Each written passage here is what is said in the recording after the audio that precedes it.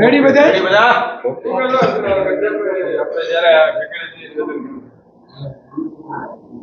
Okay બોલો। રાષ્ટ્રીય કોંગ્રેસના અધ્યક્ષ શ્રી ખડગેજીએ કેરાલામાં એમની એક ચૂંટણી સભામાં એવું કીધું કે ગુજરાતની જનતા અભણ અને મૂર્ખ છે। કોઈ પણ એક રાજ્યની આખી જનતા માટે આવું બોલવું એ આ પહેલા તો આ દેશને ભાગલા તરફ દોરી જવાની વાત છે। એક રાજ્યની 650 કરોડની જનતાનું અપમાન છે, એની અસ્મિતા ઉપરનો આ ઘા છે। કોંગ્રેસની જે માનસિકતા વર્ષોથી ગુજરાત વિરોધી રહી છે, એમાં હાલમાં આ દેશના યશસ્વી વડાપ્રધાન આદરણીય મોદી સાહેબ અને આપણા યશસ્વી ગૃહમંત્રી અમિતભાઈ શાહ સાહેબ જ્યારે આખા દેશને માર્ગદર્શન ને દિશા આપી રહ્યા હોય, આખા દેશના વિકાસ માટે જ્યારે રાત દિવસ મહેનત કરતા હોય અને ગુજરાતના બે પનોતા પુત્ર વર્ષોથી ગુજરાત માટે પણ કામ કરતા હોય અને ગુજરાતીઓ જો એમને એમ લાગે કે અમારા ભવિષ્ય માટે, અમારા કલ્યાણ માટે, અમારા રાજના હિત માટે ભારતીય જનતા પાર્ટી જે કામ કરે છે એને મત આપવા માટે યોગ્ય હોય અને એને મત આપીને જો ચૂંટતા હોય તો એ ગુજરાતની જનતા એક કોઠાસૂઝવાળી છે। એને ખબર છે કે અમારે શું કરવું, કોની સાથે રહેવું, અમારું હિત ક્યાં છે।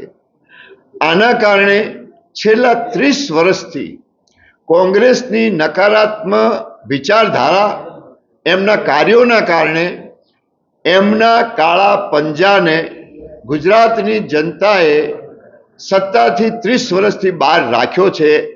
એના કારણે આ કોંગ્રેસ બેબાકડી બની છે, સત્તાથી બહાર હોવાથી તરફડે છે સત્તા માટે।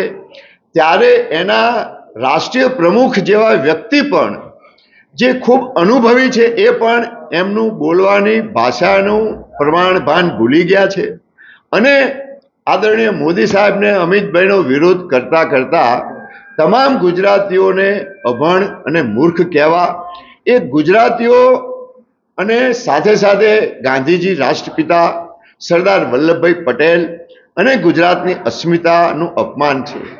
એક રાજ્યની જનતાને મૂર્ખ અને અભણ કહેવી એ સમગ્ર રાષ્ટ્ર માટે પણ ભાગલાવાદી વૃત્તિ કહેવાય।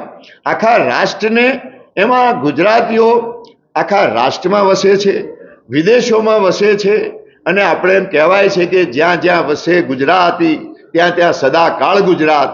આવા ગુજરાતીઓ જે દુનિયામાં રહી અને દેશને અને ગુજરાતને સમૃદ્ધ કરતા હોય, પોતાની બુદ્ધિથી, મહેનતથી ઉદ્યોગપતિઓએ આ દેશને ઉદ્યોગો થકી અનેક લોકોને જ્યારે એમને રોજગારી આપી હોય, આ દેશની આર્થિક મહાસત્તા જે બનવા જઈ રહી છે એમાં આપણા તમામ ઉદ્યોગોનો અને નાગરિકોનો હિસ્સો હોય, ત્યારે એક બે વ્યક્તિઓના વિરોધના કારણે આખા ગુજરાતીઓનું અપમાન કરવું એ કોંગ્રેસને ભવિષ્યમાં આવનારા દિવસોમાં ગુજરાતની જનતા બતાવશે।